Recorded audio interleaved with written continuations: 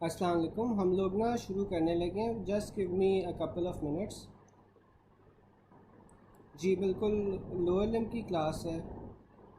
ठीक है, तो just give me a couple of minutes, हम शुरू कर रहे हैं। डॉक्टर साहिबा, ये ना हमारे पास लोअर लिम्ब की क्लास है। हमने जो परसों हुई थी ना क्लास, उसके अंदर हमने पेज नंबर 268 के पॉइंट नंबर 467 तक जौन से ना हमने कंप्लीट किया था।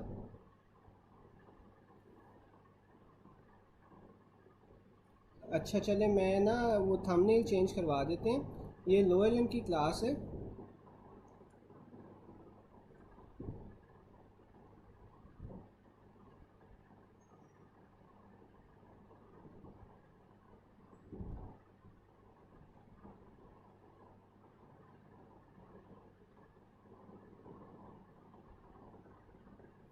थंबनेल पे आई नो बायो कैम आ रहा है, वो चेंज कर लेते हैं।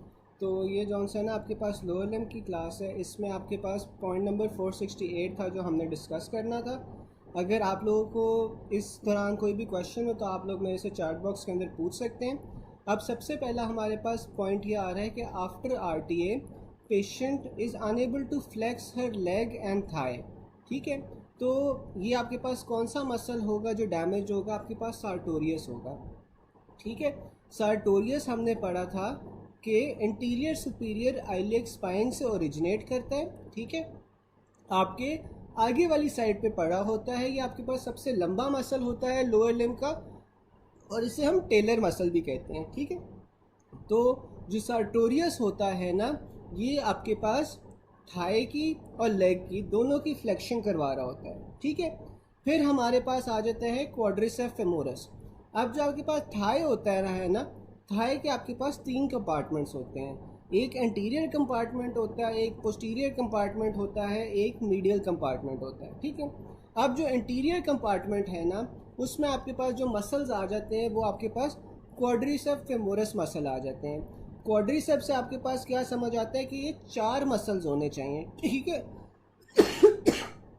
तो क्वाड्रिसेप फेमोरस में आपके पास चार मसल्स आ जाते हैं, जिसमें से फर्स्ट इज रेक्टस फेमोरस। ठीक है, जो मेन होता है।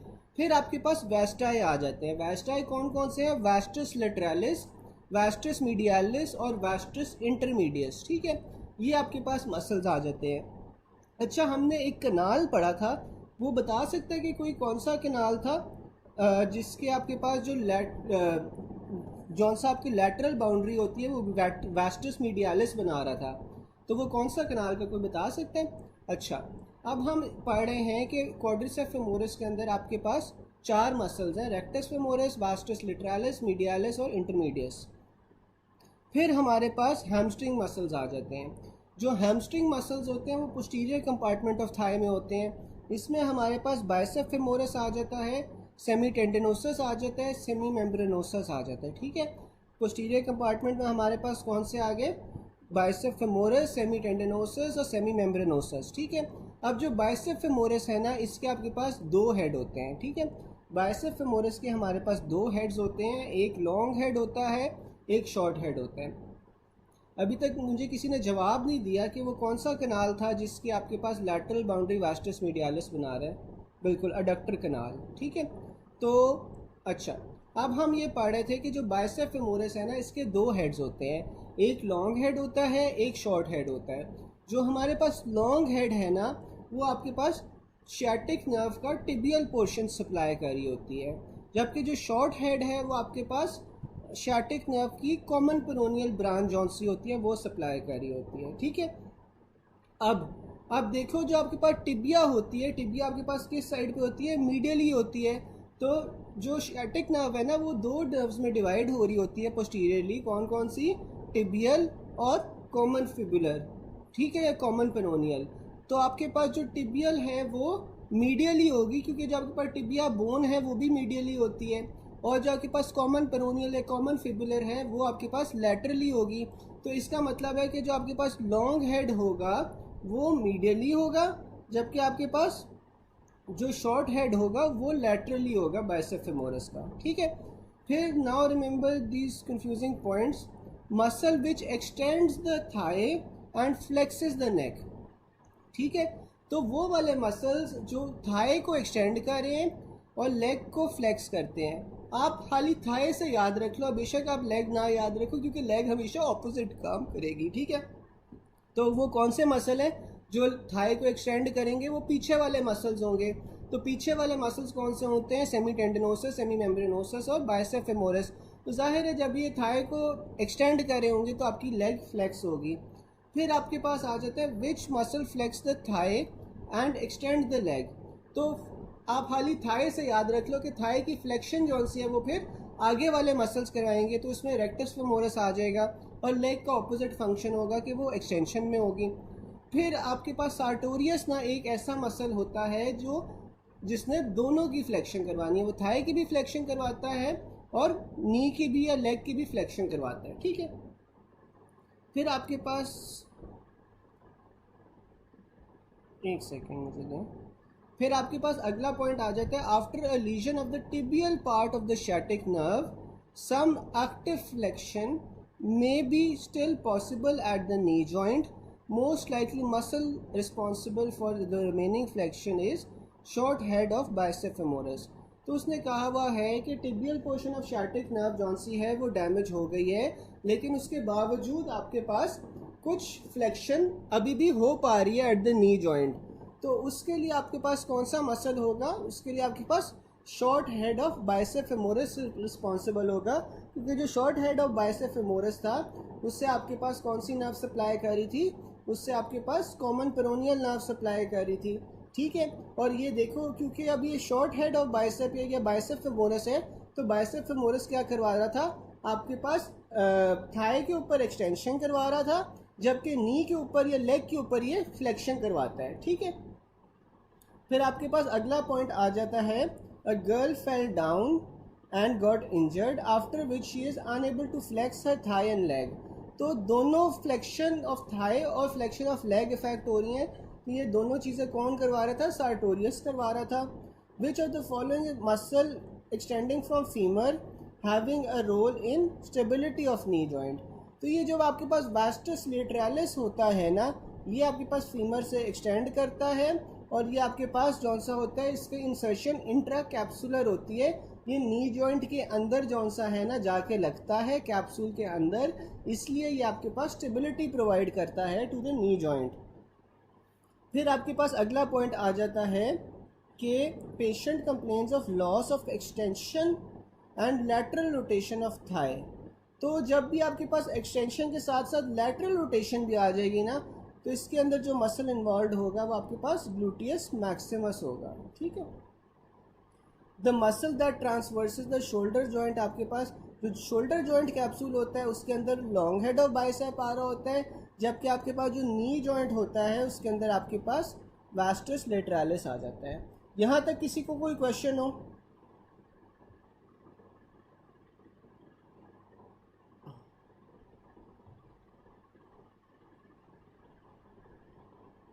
यहाँ तक किसी को कोई क्वेश्चन हो?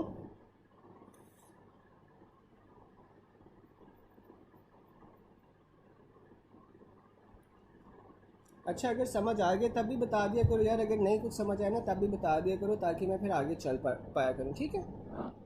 फिर हमारे पास अगला पॉइंट आ रहा है, patient had a hip fracture after which when he stands on his left leg his right hip sinks down, lesion is at which level, ठीक है।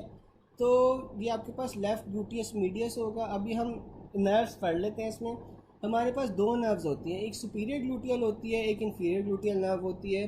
जो सुपीरियर ग्लूटियल नर्व है ना, इसने आपके पास ग्लूटियस मीडियस को और ग्लूटियस मिनिमस को सप्लाई करना होता है, ठीक है। इसका जो सुपीरियर ग्लूटियल नर्व की इंजरी होती है उसमें जो सबसे कॉमन कॉज होता है वो क्या होता है, इंट्रा ग्लूटियल इंजेक्शन या जो IM इंजेक्शन आप लगाते हो ना ग्लूटियल रीजन के ऊपर, ये सबसे कॉमन सुपीरियर ग्लूटियल नर्व उससे इंजर होती है, ठीक है। अब अगर आपके पास gluteal nerve superior gluteal nerve की इंजरी है तो आपके पास ग्लूटियस मीडियस और मिनिमस का पैरालिसिस हो जाएगा। और इसमें आपको मिलता कि आपको ट्रेंडनबर्ग टेस्ट आप करवाते हो, ठीक है। ट्रेंडलबर्ग टेस्ट करवाते हो तो आपके पास ट्रेंडलबर्ग साइन आता है। इसमें होता क्या है कि normally when the body weight is supported on one limb, the gluteal of the supported side raise, the opposite unsupported side of the pelvis. However, if adductor mechanism is defective, the unsupported side of pelvis drops. This is known as positive Trendelenburg test. ठीक है, तो आपके पास जो इसमें क्या होता है कि जो आपके पास अफेक्टेड साइड होती है ना, अफेक्टेड साइड ऊपर की तरफ चले जाएगी, और जो अनअफेक्टिव साइड होती है वो आपके पास नीचे की तरफ सिंक डाउन कर जाती है। ठीक है, तो इसमें आपको इस तरह का जौन सा है ना वो गेट मिलेगा, ट्रेंडनबर्ग साइन मिलता है। इसमें अफेक्टेड साइड जौन सी है वो ऊपर की तरफ जा रही है, जबकि अनअफेक्टेड साइड आपके पास नीचे की तरफ जा रही है। इससे होगा क्या कि आपके पास it is cause by paralysis of gluteus medius, dislocation of hip joint and fracture of neck of femur. इसमें पेशेंट वॉक नहीं कर पाएगा नॉर्मली, स्वेज या waddles on paralysed side to clear the opposite foot off the ground. This is known as lurching gait. जब ये आपके पास bilateral हो जाएगा तो आपके पास इसे हम कहेंगे वॉडलिंग गेट। ठीक है, तो यूनिलैटरल पॉजिटिव ट्रेंडलबर्ग साइन के ऊपर आपके पास लर्चिंग गेट आएगा, जबकि बायलैटरल पॉजिटिव ट्रेंडलबर्ग साइन के ऊपर आपके पास वॉडलिंग गेट आएगा। ठीक है, अभी ना मैं आप लोगों को जब हमारी मीट का सेशन होगा क्लास के बाद, मैं आपको पिक्चर्स भी दिखा दूंगा जिससे आपको मोर अच्छी तरह बेहतर समझ आ जाएगा। ठीक है फिर आपके पास अगला आ जाता है इंफीरियर ग्लूटियल नर्व। जो इंफीरियर ग्लूटियल नर्व होती है ना वो आपके पास ग्लूटियस मैक्सिमस को सप्लाई कर रही होती है। ठीक है, इसमें मसला क्या आता है, अगर ग्लूटियस मैक्सिमस का पैरालिसिस हो जाए, इंफीरियर ग्लूटियल नर्व इंजर हो जाए, तो पेशेंट जौन सा है वो खड़ा नहीं हो पाता from sitting position without support. ठीक है, डिफ़िकल्टी इन क्लाइंबिंग स्टेयर्स और लॉस ऑफ हिप एक्सटेंशन। ठीक है, तो जब जाहिर है वो जब हिप जौन सा है वो एक्सटेंड नहीं कर पाएगा, तो पेशेंट जब हिप की एक्सटेंशन ही नहीं होगी तो उसे जौन सा है स्टैंड करने में मसला होगा फ्रॉम सिटिंग पोजीशन, और साथ में क्लाइंबिंग में भी डिफ़िकल्टी होगी। ठीक है डॉक्टर साहब, ये है कि मैंने स्क्रीन नीचे कर दी है, थोड़ा सा ना ये लैग हो रहा है, अभी स्क्रीन ऊपर हो जाती है। फिर अगला पॉइंट हमारे पास आ जाता है कि female unable to stand from sitting position, normal gait, which muscle is paralyse. तो अब फीमेल पेशेंट है जो कि स्टैंड नहीं कर पा रही फ्रॉम सिटिंग पोजीशन, तो आपके पास ग्लूटियस मैक्सिमस डैमेज होगा, और नर्व कौन सी आएगी आपके पास, इंफीरियर ग्लूटियल नर्व आ जाएगी। Sinking of right side of pelvis on elevation of contralateral foot during walking. ठीक है, तो आपके पास राइट साइड जौन सी है वो सिंक कर रही है, एलिवेट हो रही है आपके पास। एक सेकंड मुझे देना।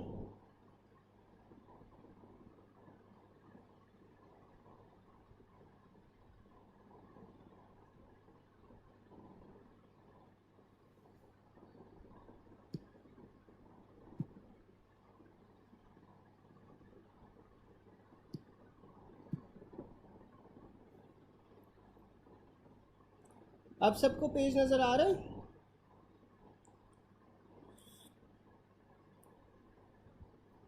आप सबको सही नज़र आ रहा है?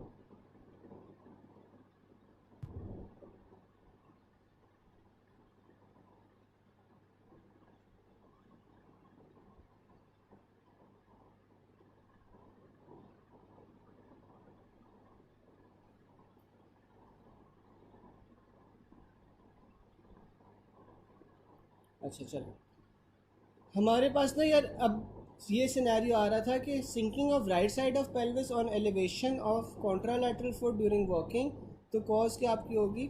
मैंने बताया था कि आपके पास जो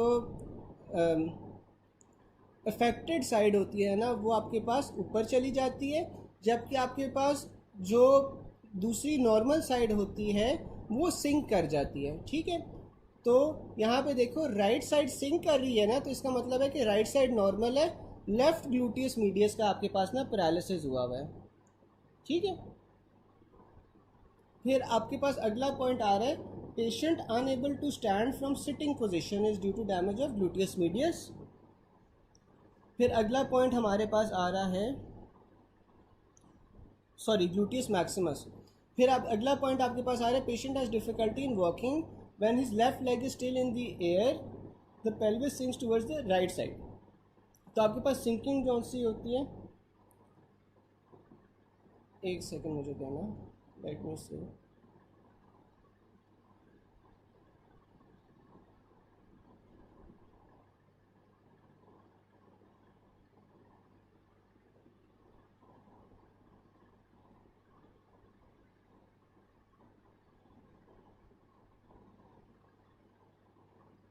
मैं एक सेकंड इसका कुछ करता हूँ।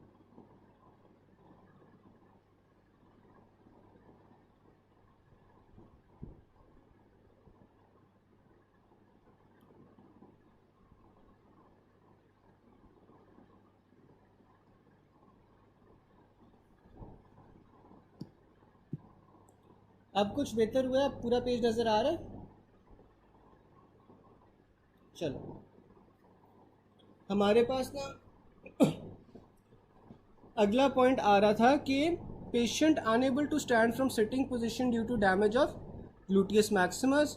अ patient has difficulty in walking when his left leg is still in the air. The pelvis sink downwards to the right side. ठीक है, तो पेल्विस आपके पास राइट साइड पे सिंक डाउन कर रहा है, तो आपके पास कहाँ पे इंजरी होगी, आपके पास लेफ्ट साइडेड ग्लूटियस मीडियस और मिनिमस की इंजरी होगी। ठीक है, फिर उसके बाद अगला पॉइंट आपके पास आ रहा है कि superior to piriformis what is injured. तो पेरिफॉर्मिस के सुपीरियरली आपके पास क्या होता है, सुपीरियर ग्लूटियल आर्टरी होती है। ठीक है, अब आपके पास पेरिफॉर्मिस जो सा होता है ना, वो बेसिकली जो ग्रेटर शैटिक फोरामेन होता है ना, उसे डिवाइड कर रहा होता है। ठीक है, ये ग्रेटर शैटिक फोरामेन को डिवाइड कर रहा होता है। पेरिफॉर्मिस के ऊपर से आपके पास सुपीरियर ग्लूटियल आर्टरीज या सुपीरियर ग्लूटियल वेसल्स और नर्व्स गुजरी होती हैं, जबकि पेरिफॉर्मिस के नीचे से ना आपके पास इंफीरियर ग्लूटियल आर्टरीज और या वेसल्स और नर्व्स गुजरी होती है। ठीक है, पेरिफॉर्मिस ग्रेटर शैटिक फोरामेन को डिवाइड कर रहा होता है और उसके ऊपर से सुपीरियर ग्लूटियल आर्टरीज और नर्व्स गुजरी होती है, जबकि आपके पास जो इंफीरियर टू द पेरिफॉर्मिस होती हैं वो इंफीरियर ग्लूटियल वेसल्स और नर्व्स होती हैं। फिर आप पास आ जाते हैं if one leg is raised in the air which muscle stabilises pelvis, तो आपके पास वो ग्लूटियस मीडियस आ जाता है। Hip joint is related to obturator externus inferiorly. ठीक है, तो आपके पास जो हिप जॉइंट है ना, वो आपके पास रिलेटेड होता है टू द ऑब्टूरेटर एक्सटर्नस, और ऑब्टूरेटर एक्सटर्नस हिप जॉइंट के नीचे वाली साइड पे होता है। Injection intragluteal is given with technique to avoid damage to superior gluteal nerve. ठीक है, वो अभी हमने ऊपर पढ़ा है। मल्टीपल बोन फ्रैक्चर BP 70/50, तो पहला स्टेप क्या होगा, आपने वॉल्यूम रिप्लेसमेंट कर देनी है। यहाँ तक किसी को कोई मसला हो?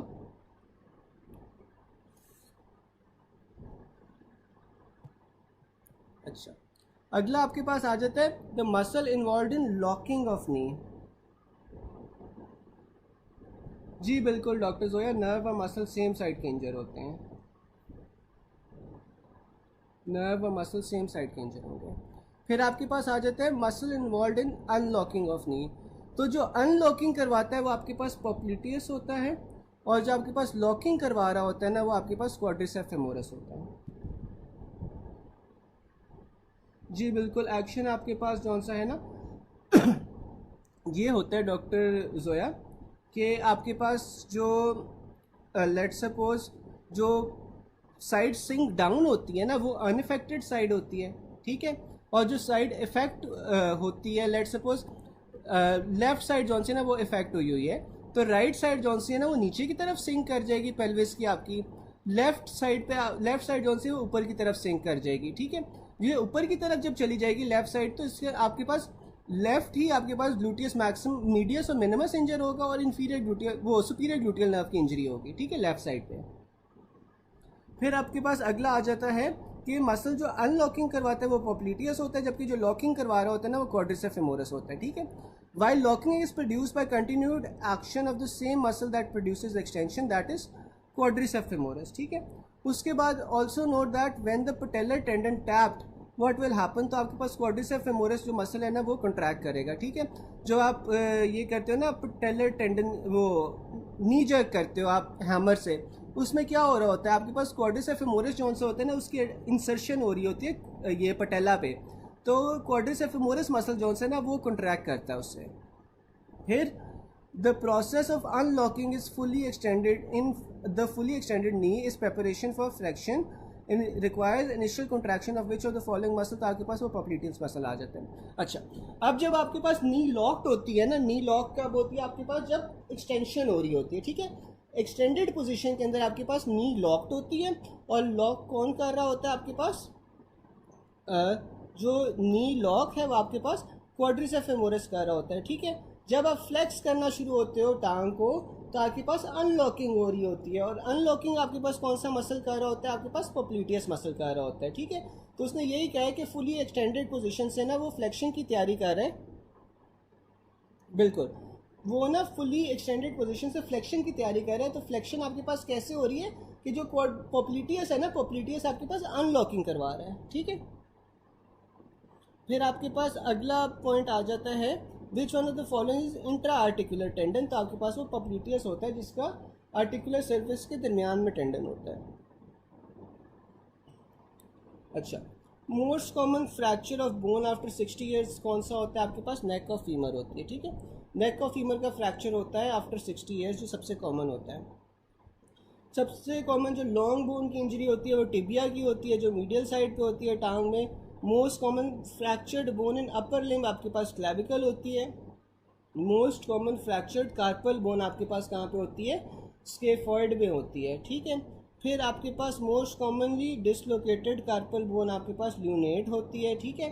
तो इसका निमोनिक था ना, she looks to pretty try to catch her, तो स्केफॉइड जो सी होती है ना आपके पास लैटरल साइड के ऊपर होती है, और स्केफॉइड का जो आपके pass out of all the carpal bone सबसे ज़्यादा फ्रैक्चर होता है, ठीक है। अगर वो पूछ ले कि सबसे ज़्यादा डिसलोकेट कौन सी बोन होती है, तो स्केफॉइड के साथ ही ल्यूनेट पड़ी होती है, ल्यूनेट सबसे ज़्यादा डिसलोकेट होती है। Most common point of rib fracture कौन सा होगा, रिब का जो एंगल होता है ना जहाँ पे वो बेंड हो रही होती है, वो आपके पास सबसे कॉमन पॉइंट होता है of rib fracture. If foot size decrease after fracture, तो अगर आपकी टांग का साइज छोटा हो गया फ्रैक्चर के बाद, तो आपके पास कहाँ पे डैमेज हुआ है, आपके पास फीमर के नेक का फ्रैक्चर हो गया, ठीक है। Limb growth will be affected if fracture passes through the epiphyseal plate, तो अगर आपके पास एपिफिजियल प्लेट से आपके पास फ्रैक्चर हो रहा है ना उस साइड पे, तो वहाँ पे आपके पास लिम्ब का जो लेंथ है वो छोटी हो जाएगी। अगर आप वो कह रहा है कि फर्स्ट रिब आ जाए एमसीक्यू में, तो हमने सब क्लेवियन आर्टरी का सोचना है, ठीक है। अब जो सब क्लेवियन है ना, ये आपके पास फर्स्ट रिब के नीचे से गुजरी होती है, ठीक है। फिर आपके पास आगे आ जाता है कि most common type of fracture in above 60 years old fracture of femur होता है। Most common long bone fracture आपके पास टिबिया का होता है। Most common fracture of clavicle. अच्छा, जो आपके पास क्लैविकल का फ्रैक्चर होता है, ये हमने पहले पढ़ा था कि सबसे कॉमन जो अपर लिम्ब के अंदर बोन डैमेज होती है वो आपके पास क्लैविकल होती है जिसका फ्रैक्चर होता है। और क्लैविकल का फ्रैक्चर होता कहाँ पे, आपके पास मीडियल 2/3 और लैटरल 1/3 पे, ठीक है। मीडियल 2/3 और लैटरल 1/3 के ऊपर आपके पास क्लैविकल का फ्रैक्चर होता है। फर्स्ट रिब फ्रैक्चर आपके पास सबक्लेवियन आर्टरी का डैमेज करवाएगी। Most common fractured bone in hand आपके पास स्केफॉइड होती है। जबकि कोई मुझे चैट बॉक्स में बता सकता है कि अगर carpal bone dislocated most common कौन सी होती है।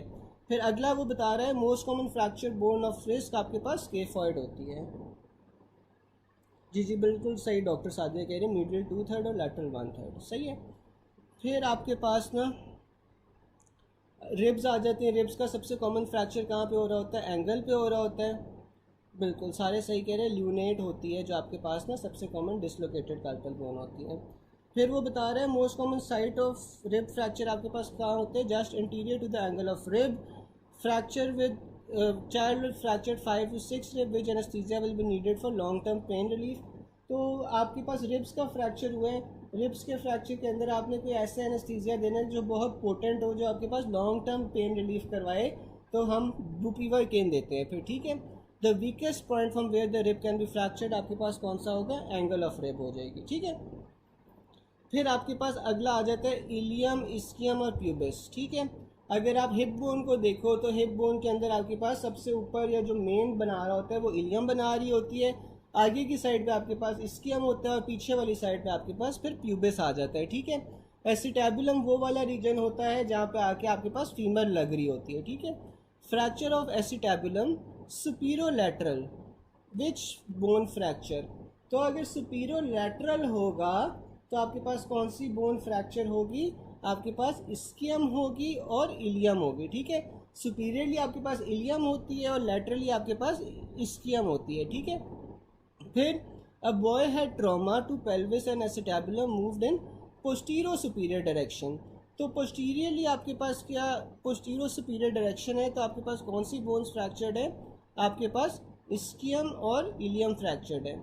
Lower part of floor of acetabulum is fractured which bones are involve. तो अगर आपके पास नीचे वाला पार्ट आ जाए तो फिर आपके पास प्यूबिक बोन आ जाती है और साथ में इस्कियम आ जाती है, ठीक है। फिर आपके पास फीमर आ जाती है। A 30-year-old female presented to ER after accident with short leg rotated laterally। ठीक है, तो शॉर्ट लेग है तो आपके पास फ्रैक्चर ऑफ नेक और फीमर होगा जिससे आपकी टांग छोटी हो जाती है। A 50-year-old man with history of fall but no loss of consciousness, one limb looks shorter than the other। तो ये आपके पास नेक और फीमर का फ्रैक्चर है क्योंकि इसमें टांग छोटी हो जाती है। फिर एपिफिजियल में limb growth will be affected if fracture passes to the epiphyseal plate. ये हमने पहले भी पढ़ा है। और एपिफिजियल प्लेट जब फ्यूज़ कर जाती है अडल्ट्स में तो आपके पास क्या बनाती है, एपिफिजियल लाइन बनाती है, ठीक है। एपिफिजियल प्लेट क्या होती है, जहाँ पे ना ऑपोजिशनल ग्रोथ हो रही होती है, जो लॉन्ग बोन्स होती हैं उसके अंदर ही आपके पास एपिफिजियल प्लेट होती है। एपिफिजियल प्लेट के अराउंड ही आपके पास ना बोन ग्रो कर रही होती है, इसकी ग्रोथ ऑपोजिशनल होती है। और जब एपिफिजियल प्लेट आपस में फ्यूज़ कर जाती है आपकी बोन जौन सी है वो अडल्ट लेंथ पे पहुंच जाती है, तो यहाँ पे आपके पास एपिफिजियल लाइन रह जाती है फिर, ठीक है। तो आगे आपके पास आ रहा है patient with compound fracture of femur and laceration of thigh region, his bone was fixed and skin was sutured. After few days wound was healing but still some serogenous fluid was oozing from the suture side। तो आपके पास cause क्या है, इसमें foreign body है क्योंकि आपके पास पस जमा हुई है, ठीक है। Clavicle fracture at the outer 1/3 and inner 2/3। Inner clavicle is elevated by which muscle. तो आपके पास जो मीडियल साइड होती है ना क्लेविकल की, वहाँ पे आपके पास क्या लगा होता है, स्टेर्नोक्लीडोमास्टॉइड लगा होता है। और जो स्टेर्नोक्लीडोमास्टॉइड है ना वो मीडियल साइड को एलिवेट कर रहा होता है, ठीक है। अच्छा, कोई मुझे बता सकता है कि मीडियली तो आपके पास स्टेर्नोक्लीडोमास्टॉइड लगा हुआ है, लैटरली क्लेविकल के ऊपर क्या लगा होता है, अगर कोई बता सके चैट बॉक्स में बताएं। फिर आपके पास आ जाता है अगला point, a player has suffered fracture of first right rib on examination, radial pulse was feeble. तो आपके पास फर्स्ट रिब जब भी आएगी हमने सबक्लेवियन आर्टरी को चूज़ करना है, ठीक है। फिर आपके पास अगला पॉइंट आ जाता है, the most frequently fractured carpal bone in hand is scaphoid. Medial attachment of flexor retinaculum, ulnar side आपके पास जो फ्लेक्सर रेटिनाकुलम होता है वो मीडियली कहाँ पे अटैच होता है, मीडियली आपके पास वो पिसिफॉर्म बोन के साथ अटैच होता है। फिर आपके पास आ जाता है, डॉक्टर सादिया मैं मसल का पूछ रहा हूँ, लिगामेंट का नहीं पूछ रहा था, मैं मसल का पूछ रहा था। अगर आप मुझे बता सकें कि लैटरली क्लेविकल पे मसल कौन सा लगा होता है। चलो, फिर आपके पास आ रहा है, a patient after fall on outstretched hand with trauma on wrist develop dislocation of lower portion of joint posteriorly and medially. तो आपके पास क्या है, आउटस्ट्रेच्ड हैंड पे जब भी गिरेगा तो कोलिस फ्रैक्चर होगा, बिल्कुल ट्रेपीजियस होता है। डॉक्टर जोया सही कह रहे हैं, ट्रेपीजियस होता है, ठीक है।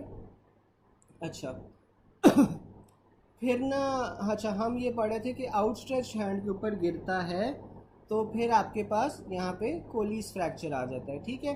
अच्छा, मुझे कोई बात बता सकता है कि स्मिथ्स फ्रैक्चर जो सा होता है वो कब होता है, किस कंडीशन में स्मिथ्स फ्रैक्चर सबसे कॉमन है, और स्मिथ्स फ्रैक्चर में जो आपके पास हाथ होता है उसे हम क्या कहते हैं, उसका डिफॉर्मिटी का एक स्पेसिफिक नाम है, अगर कोई चैट बॉक्स में बता सके। At wrist joint which bone articulates with the radius. तो रिस्ट बोन के ऊपर आपके पास रेडियस के साथ कौन सी बोन अटैच हो रही है, स्केफॉइड बोन अटैच हो रही है, क्योंकि देखो स्केफॉइड भी आपके पास वो लैटरली होती है, रेडियस भी आपके पास लैटरली होती है, ठीक है ना। तो स्केफ आपके पास रेडियल के साथ लगी होती है, बिल्कुल डिनर फोक डिफॉर्मिटी होती है जो आपके पास स्मिथ्स फ्रैक्चर में होती है। और स्मिथ्स फ्रैक्चर नॉर्मली कब होता है, कोई ये भी बता सकता है कि वो किस तरह होगा स्मिथ्स फ्रैक्चर जो सा है। अच्छा, फिर आपके पास ना अगला पॉइंट आ रहा है, मिडल कार्पल बोन इन प्रॉक्सिमल रो आपके पास कौन सी होती है, प्रॉक्सिमल रो के अंदर जो मिडिल कार्पल बोन होती है वो लूनेट होती है, ठीक है। फिर आपके पास अगला पॉइंट आ जाता है, female presents with arterial disease on examination pulsatile mass in abdomen is noted, site of origin उसने बताई हुई है L1 से L3, ठीक है। तो फीमेल है, आर्टीरियल डिजीज़ के साथ आई हुई है, पल्सेटाइल मास है एब्डोमेन के अंदर, ओरिजिन तो आपकी उसने बता दी कि L1 से L3 है, लेकिन ये सिनेरियो किस चीज़ का है ये कोई बता सकता है?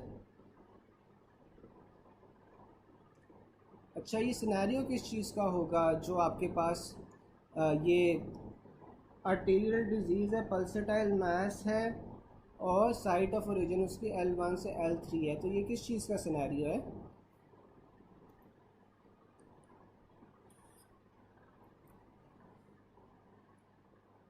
फिर आपके पास आ रहा है विजिबल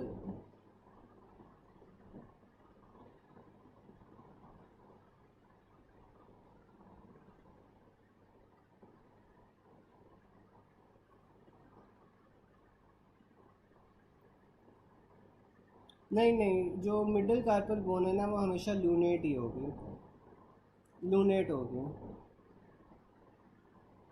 अच्छा, मुझे कोई ये बता सकता है कि अब्डोमिनल एयोटिक एन्यूरिज्म है या फिर ये आपके पास फेमोरल एन्यूरिज्म है, ये कोई बता सकता है?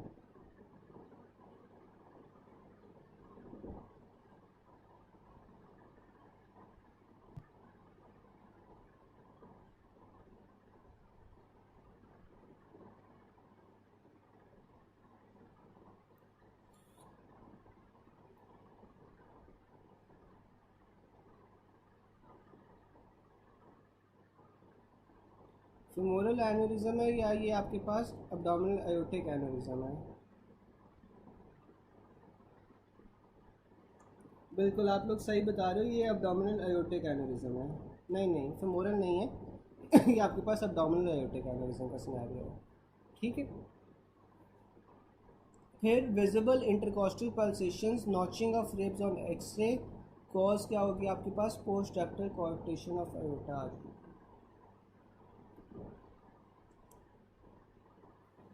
अच्छा, आप लोग कह रहे हो कि फेमोरल होना चाहिए।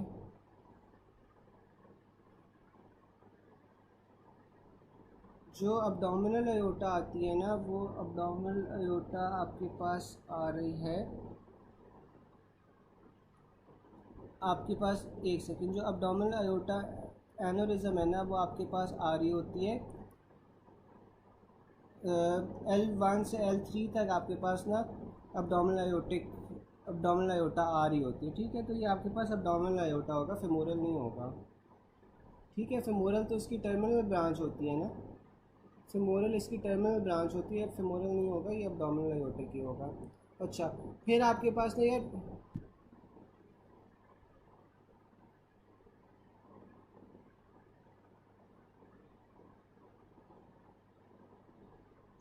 एक सिनेरियो फेमोरल है।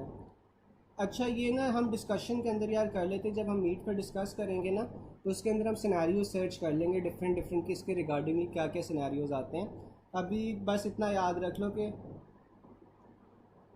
हाँ बिल्कुल, अयोटा जो सी ना L4 पे डिवाइड करती है, जो अब्डोमिनल अयोटा है। और जो आपके पास अब्डोमिनल अयोटा होती है ना, उसकी ऐसे समझ लो कि अब्डोमिनल अयोटा के बाद फिर एक्सटर्नल आइलिया आती है, एक्सटर्नल आइलिया के बाद फिर जाके फेमोरल आती है, तो फेमोरल फिर कैसे हो सकती है?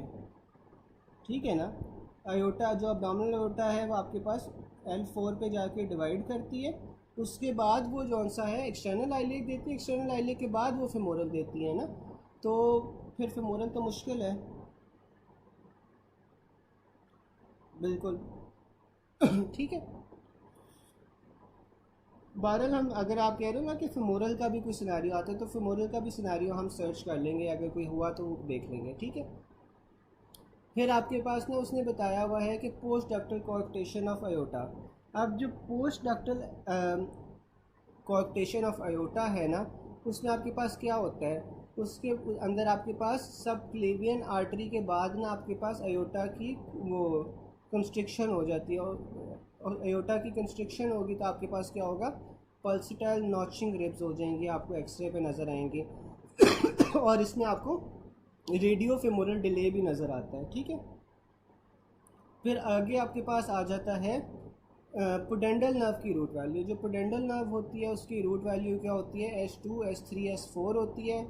अच्छा, अब आपके पास ग्रेटर ऑरिकुलर नर्व। अब जो ग्रेटर ऑरिकुलर नर्व है ना, वो आपके पास कान के जो साइड वाला हिस्सा होता है ना, उससे सप्लाई कर रही होती है, ठीक है। कान के आगे वाले हिस्से का आपके पास ग्रेटर ऑरिकुलर नर्व सप्लाई कर रही होती है। अब देखो, जो फेस होता है ना, फेस की सारी सेंसेशंस कहाँ से आ रही होती है, आपके पास ट्राइजेमिनल नर्व की ब्रांचेस से आ रही होती है, ठीक है ना। ट्राइजेमिनल नर्व की ब्रांचेस आपके पास फेस की सेंसेशंस लेके जा रही होती हैं, लेकिन जो कान का सिर्फ आगे वाला हिस्सा होता है ना, वहाँ पे आपके पास ग्रेटर ऑरिकुलर होती है, ठीक है। Supply skin over the angle of jaw and over the parotid gland, और इसकी जो रूट वैल्यू है वो क्या होती है, C2 C3। फिर फ्रेनिक नर्व आपके पास डायफ्राम को सप्लाई करेगी। फ्रेनिक नर्व की रूट वैल्यू क्या होगी, C3 C4 C5, ठीक है। C3 C4 C5 का हम कहते हैं कीप्स यू अलाइव, ठीक है, क्योंकि ये आपके पास डायफ्राम को सप्लाई कर रही होती हैं। फिर लॉन्ग थोरैसिक नर्व आ जाती है। लॉन्ग थोरैसिक नर्व हम लोगों ने ब्रेकियल प्लेक्सिस में पढ़ी थी, उसकी रूट वैल्यू हमारे पास क्या थी, C5 C6 C7, और ये सप्लाई किससे कर रही थी, सेरेटस एंटीरियर को कर रही थी। इसके डैमेज से क्या हो रहा था, विंगिंग ऑफ स्कैपुला हो रही थी।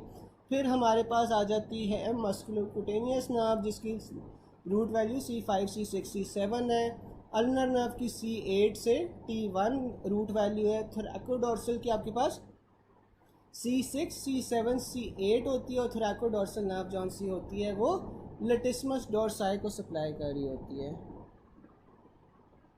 डॉक्टर सलीम हम लोअर लिम्ब कर रहे हैं, अभी तो ख़त्म होने वाला है बस। फिर आपके पास एक्सिलरी नर्व आ जाती है। एक्सिलरी नर्व जौन सी होती है उसकी रूट वैल्यू क्या होती है, C5 C6 होती है, हमें पता है, और ये डेल्टोइड को सप्लाई कर रही होती है। रेडियल नर्व की जौन सी होती है ना, वो सारी आ जाती है, C5 भी C6 भी C7 भी C8 भी और T1 भी।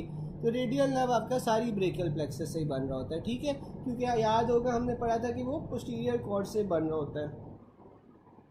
फिर आपके पास ऑप्टरेटर आ जाती है। ऑप्टरेटर की और फेमोरल की एक ही होती है, L2 L3 L4, ठीक है। फिर आपके पास मिडगट आ जाता है। जो मिडगट पुडेंडल नर्व आ जाती है। पुडेंडल नर्व की S2 S3 S4 होती है, और जो पुडेंडल नर्व होता है वो आपके पास सारा पेल्विक डायफ्राम को सप्लाई कर रहा होता है, पेल्विक डायफ्राम के मसल्स को सप्लाई कर रहा होता है, पेरिनियम को सप्लाई कर रहा होता है, जेनिटल रीजन में सारा जौन सा है वो आपके पास पुडेंडल नर्व ही आ जाता है। और मिड गट की जो सप्लाई होती है वो आपके पास T8 से T12 होती है, ठीक है। अच्छा, फिर अगला आपके पास आ जाता है S2 S3 S4। S2 S3 S4 हमने क्या पढ़ा था, पुडेंडल नर्व की रूट वैल्यू होती है। Lady fell from second storey after which she can't void, ठीक है, और complains of dribbling urine. Spinal cord किस लेवल पे इंजर होगा, आपके पास S2 S3 S4 पे इंजर होगा, ठीक है। फिर आपके पास यूरिनरी इंकॉन्टिनेंस कब होती है, जब आपके पास पुडेंडल नर्व की लीशन हो S2 S3 S4 पे। ये वैसे जब आप लोग पढ़ोगे ना पेल्विस, तो ये आपको उससे मज़ीद बेहतर समझ आ जाएगा कि ये आप पुडेंडल नर्व क्यों कह रहे हो। लेकिन अभी के लिए बस इतना याद रख लो कि पुडेंडल नर्व जौन सी होती है, जितने भी पेल्विस पेरिनियम के अंदर स्ट्रक्चर्स है, सारों को पुडेंडल नर्व ही कर रही है, ठीक है। फिर अगला आपके पास आ रहा है parasympathetic supply was asked of rectum, तो आपके पास वो S2 S3 S4 आ जाती है। फीकल इनकॉन्टिनेंस नर्व डैमेज कौन सी होगी, S2 S3 S4 होगी। S2 S3 S4 nerves are against which vertebra, तो आपके पास वो L1 से L2 वर्टिब्रा के दरमियान में आपके पास S2 S3 S4 जो रूट्स हैं वो आ रहे होते हैं, ठीक है। फिर आपके पास आती है L2 L3 L4। जो आपके पास फेमोरल नर्व की रूट वैल्यू है वो L2 L3 L4 थी। ऑपरेटर नर्व की भी आपके पास रूट वैल्यू क्या थी, L2 L3 L4 होती है, ठीक है। फिर आपके पास आ जाती है C3 C4 C5। जो C3 C4 C5 था दैट कीप्स यू अलाइव, और वो आपके पास फ्रेनिक नर्व की रूट वैल्यू आती है, और नर्व सप्लाई ऑफ डायफ्राम होती है, ठीक है। फिर आपके पास a stab wound at supra clavicular region causes lesion of axillary musculocutaneous and long thoracic nerve, which among these following is involved। तो आपके पास तीनों की कॉमन रूट वैल्यू क्या, बिल्कुल, आप डॉक्टर मासूमा बिल्कुल सही बता रही है कि प्रूडेंटल नर्व जौन सी होती है वो एक्सटर्नल यूरेथ्रल स्फिंक्टर को सप्लाई करता है, उसके अलावा ना एक्सटर्नल एनल स्फिंक्टर को भी सप्लाई करता है, ठीक है, दोनों को सप्लाई करता है। तो इसलिए अगर आपके पास प्रूडेंटल नर्व की डैमेज हो जाए तो आप जौन सा है वो यूरिनरी इंकॉन्टिनेंस भी हो जाएगी, और आपके पास जौन सा है ना वॉइड भी नहीं आप कर सकोगे, डेफिकेट भी नहीं आप कर सकोगे, दोनों मसले हो जाएंगे, ठीक है। फिर आपके पास ना आ रहा था कि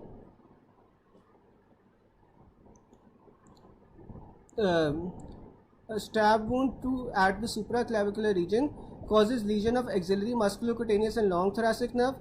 Which among the following is injured? तो आपके पास वो C5 है, ठीक है। C5 is greater than C6। अगर C5 नहीं है तो फिर आप C6 को प्रेफर करोगे, ठीक है। फिर आपके पास deltoid weakness, reduce bicep jerk, numbness of thumb, तो आपके पास ये कौन सी नर्व इंजर्ड है? C5 C6 root values injured हैं। और ये आपके पास कोई मुझे बता सकते हैं कि नर्व कौन सी होगी? एक्सिलरी नर्व होनी चाहिए ना, ठीक है। तो इसमें आपके पास एक्सिलरी नर्व है, उसकी रूट वैल्यू C5 C6 होती है। फिर आपके पास थायरोहायोइड मसल नर्व सप्लाई क्या होती है? C1 through hypoglossal nerve. तो आपके पास जो थायरोहायोइड होता है उसकी नर्व सप्लाई C1 होती है थ्रू द हाइपोग्लॉसल नर्व। फिर आपके पास अंसा सर्वाइकैलिस जौन सा होता है वो C1 C2 C3 से बनता है, प्लस आपके पास हाइपोग्लॉसल नर्व से अंसा सर्वाइकैलिस बन रहा होता है, ठीक है। अगर आप लोग इसकी पिक्चर्स कहोगे ना, मैं पिक्चर्स भी आपको इसमें इसके बाद दिखा दूंगा क्लास के बाद, ठीक है। फिर आपके पास क्रीमास्टेरिक रिफ्लेक्स एलिस्टेड ड्यू टू जेनिटोफेमोरल नर्व। अब क्रीमास्टेरिक रिफ्लेक्स के बारे में क्या होता है कि जो एफरेंट सप्लाई होती है ना, जो आपके पास क्रीमास्टेरिक मसल में जा रही होती है, वो आपके पास होती है फेमोरल ब्रांच ऑफ जेनेटोफेमोरल नर्व और इलियोइंग्वाइनल नर्व, जबकि इफरेंट जो आपके पास मसल से आ रही होती है वो आपके पास कौन सी होती है? जेनेटल ब्रांच ऑफ जेनिटोफेमोरल नर्व, ठीक है। फिर अगला आपके पास, स्क्रीन स्क्रॉल कर दूँ एक सेकंड,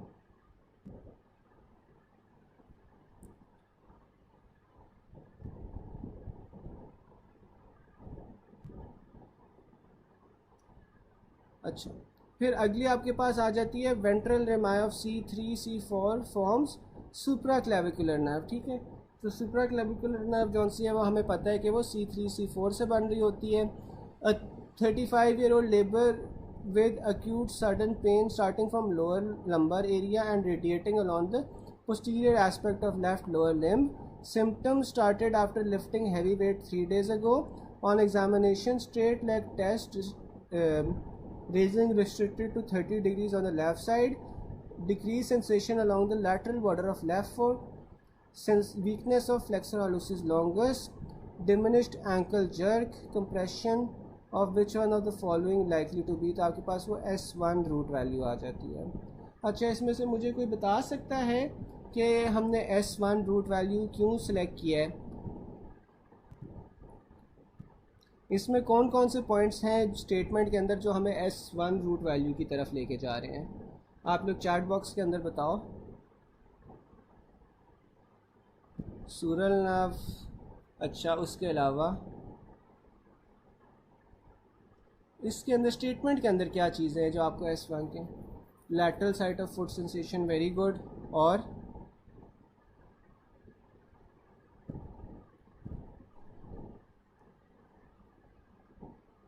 बिल्कुल डिमिनिश्ड एंकल जर्क,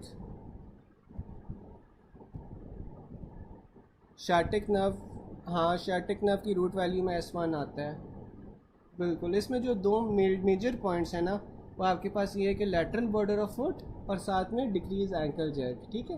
तो ये आपके पास दो पॉइंट्स जो हैं ना आपको S1 नर्व रूट की तरफ लेके जा रहे हैं। फिर आपके पास numbness of ear lobule, which one of the following which while doing internal jugular lymph node biopsy, तो आपके पास नर्व कौन सी डैमेज होती है? ग्रेटर ऑरिकुलर नर्व होती है, ठीक है। ग्रेटर ऑरिकुलर है ना, तो इसका क्या मतलब है कि ये कान के आगे सप्लाई कर रही है। अच्छा, ग्रेटर ऑरिकुलर जौन सा वो कान के आगे सप्लाई कर रही होती है, तो मुझे कोई बता सकता है चैट बॉक्स में कि कान के पीछे कौन सी नर्व पड़ी होती है? ये भी आप लोग चैट बॉक्स में बता दो कि कान के आगे तो ग्रेटर ऑरिकुलर होती है, कान के पीछे कौन सी होती है?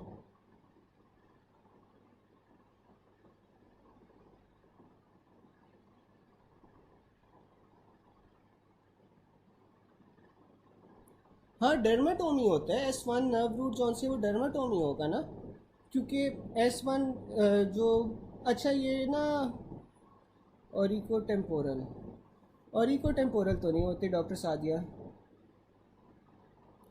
ऑरिको टेम्पोरल तो आपके पास टेम्पोरल रीजन पे आ जाएगी ना, सर के ऊपर जो टेम्पोरल रीजन होता है वहाँ पे आ जाएगी। बिल्कुल डॉक्टर बुशरा सही कह रही हैं, पोस्टीरियर ऑरिकुलर होती है। ठीक है, जो ऑरिको टेम्पोरल होती है ना वो आपके टेम्पल के ऊपर होती है। जो ऑरिको टेम्पोरल होती है वो आपके टेम्पल पे होती है। कान के आगे ग्रेटर ऑरिकुलर होती है, कान के पीछे पोस्टीरियर ऑरिकुलर होती है। बिल्कुल डॉक्टर बुशरा सही कह रही है। ठीक है, फिर आपके पास अगला पॉइंट आ जाता है, जजनम इज सप्लाइड बाय। तो जजनम जौन सा होता है ना, that is supplied by superior mesenteric artery. अच्छा, अब बेसिकली ना आपके पास जो गट होता है ना उसे हम तीन पार्ट्स में डिवाइड कर देते हैं। गट को हम तीन पार्ट्स में डिवाइड करते हैं। एक आपके पास आ जाता है फोर गट, एक मिड गट और एक हाइंड गट। ठीक है, अब जो आपके पास फोर गट होता है ना वो आपके पास माउथ से शुरू होता है, माउथ से लेकर एंड 2/3 ऑफ ड्यूडेनम तक ये जाता है। ठीक है, माउथ से लेकर 2/3 ऑफ ड्यूडेनम तक आपके पास क्या आ गया, फोर गट। फिर 2/3 ऑफ ड्यूडेनम से लेकर आपके पास ट्रांसवर्स कोलन के 2/3 तक क्या जाता है, वो आपके पास होता है मिड गट। और फिर ट्रांसवर्स कोलन के 2/3 से लेकर एंड तक आपके पास जो जाता है ना वो हाइंड गट होता है।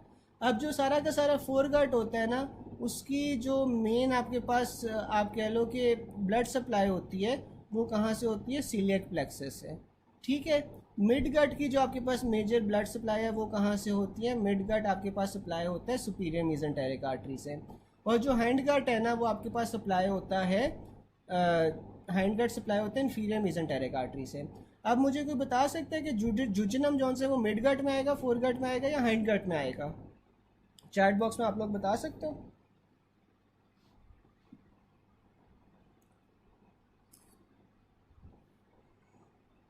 तब तक मैं आगे चलता हूँ। Blood supply of medulla, medulla की ब्लड सप्लाई जौन सी होती है वो, बिल्कुल डॉक्टर बुशरा सही कह रही है, मिड गट में आएगा, इसलिए सुपीरियर मीजेंटेरिक आर्टरी होती है। ठीक है, फिर मेडुला की ब्लड सप्लाई क्या होती है आपके पास, मेडुला की आपके पास ब्लड सप्लाई होती है Paika posterior inferior cerebellar artery. ठीक है, पोस्टीरियर इंफीरियर सेरिबुलर आर्टरी जौन सी होती है ना वो आपके पास मेडुला की सप्लाई होती है। अच्छा, for all of you guys जिन लोगों ने CNS पढ़ा हुआ है, ठीक है, ये अब जाहिर है आई डोंट नो कि बाकी सब ने पढ़ा हुआ है नहीं पढ़ा हुआ, लेकिन डेफिनेटली आप में से ऐसे लोग होंगे जिन्होंने CNS पढ़ा होगा। तो मुझे ये बता सकते हो कि मेडुला को जौन सा है वो लैटरली तो पाइका सप्लाई करती है, लेकिन मीडियली मेडुला को कौन सी आर्टरी सप्लाई कर रही होती है, ये अगर कोई बता दे चैट बॉक्स में। तब तक मैं आगे चलता हूँ। In some children dorsalis pedis artery is missing congenitally. तो तब डोर्सम और फुट किससे सप्लाई होता है, पेरोनियल आर्टरी से। वेरी इंपॉर्टेंट क्वेश्चन, बहुत बार आता है कि अगर आपके पास डोर्सालिस पीडस आर्टरी कहाँ पे सप्लाई कर रही होती है, आपके पास डोर्सम या ऊपर वाली सरफेस ऑफ फुट पे सप्लाई कर रही होती है। तो अगर आपके पास जौन सा है डोर्सम ऑफ फुट जौन सा है उसकी डोर्सालिस पीडस आर्टरी कंजेनिटली मिसिंग है, नहीं वर्टेब्रल नहीं होती,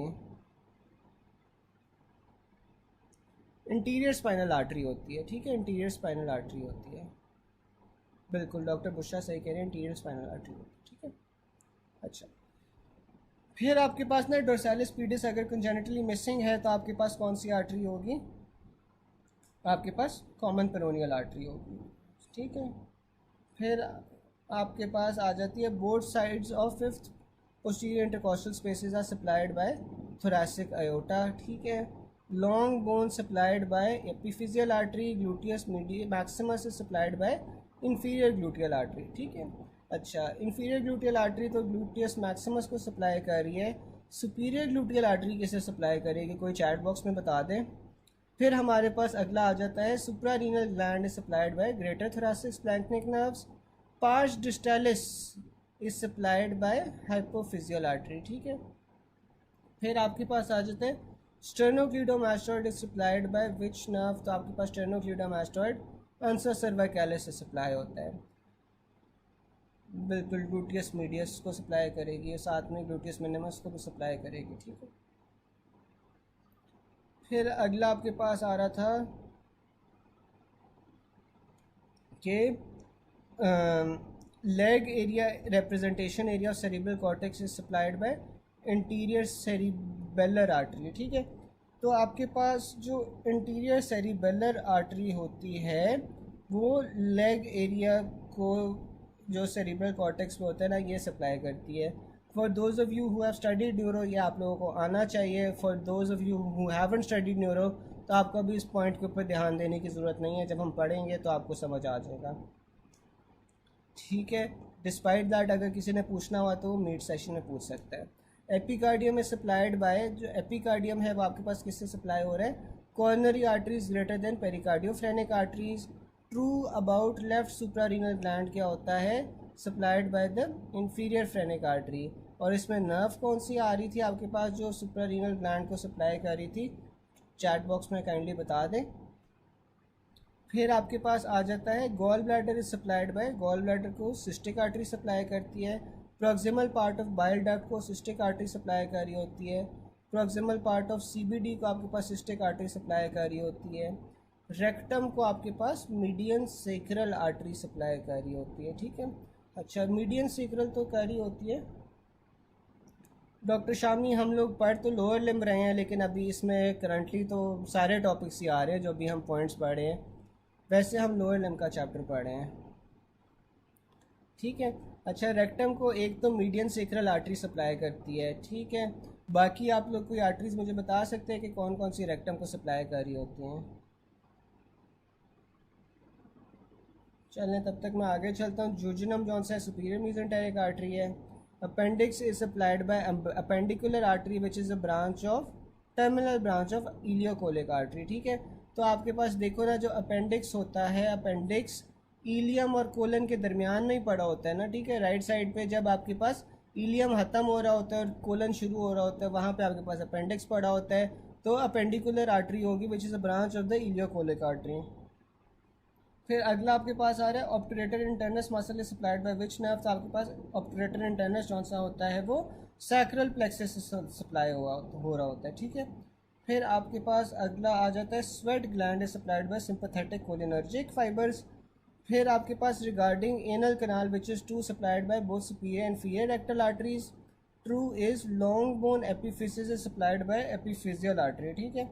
लॉन्ग बोन के एपिफिजिस होते हैं वो एपिफिजियल आर्टरी से सप्लाई होते हैं। First 2 centimetre of duodenum is supplied by the supra duodenal artery, ठीक है।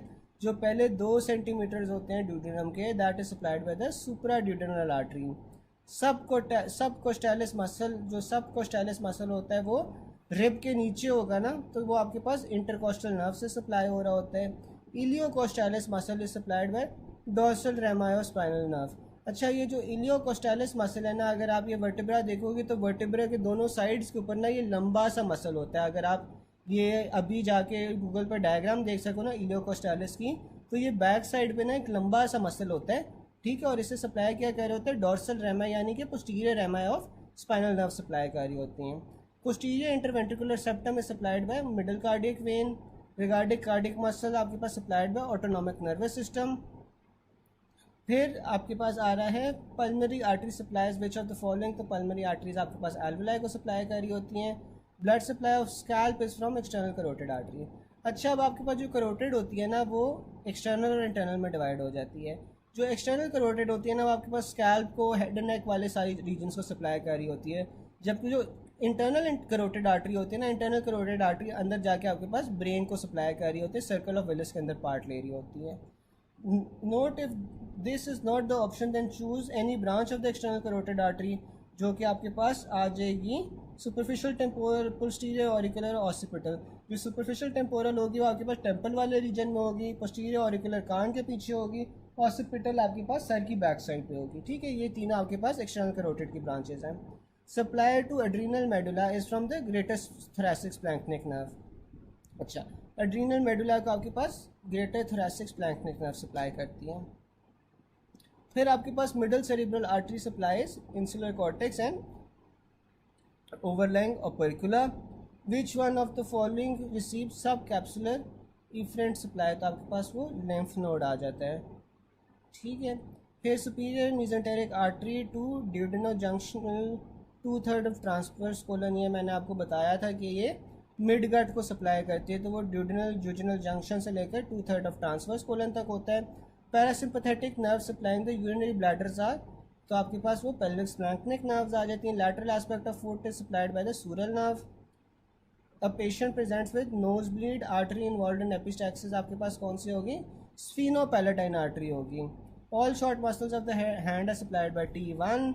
Birth canal is supplied by inferior hypogastric plexus is greater than pudendal nerve. True about left suprarenal gland क्या होता है? Supplied by the inferior phrenic artery. Structure which has dual autonomic blood supply but not reciprocal supply, तो आपके पास में salivary gland आता है। Blood supply to uterus क्या होती है? यूट्राइन और ओवेरियन आर्टरीज होती हैं। एक्सटर्नल एनल स्फिंक्टर आपके पास पुडेंडल नर्व से सप्लाई होता है, और उसी तरह एक्सटर्नल यूरिथल स्फिंक्टर भी पुडेंडल नर्व से सप्लाई हो रहा होता है, ठीक है। और पुडेंडल नर्व की रूट वैल्यू क्या थी? S2 S3 S4। The part of parietal pleura supplied partially by phrenic nerve, तो आपके पास डायफ्रेगमेटिक पार्ट जो सा होता है ना पैराइटल प्लूरा का, that is partially supplied by the phrenic nerve, जबकि आपके पास जो मीडियस्टाइनल पार्ट होता है ना वो आपके पास कंप्लीटली सप्लाई होता है by the phrenic nerve. Muscles of back are supplied by dorsal rami of spinal nerves. Trunk muscles आपके पास जो होते हैं वो सप्लाई होते हैं by the dorsal rami of spinal nerves. Intercostal muscles are supplied by the interior या ventral rami of spinal nerves, ठीक है। तो ये गाइस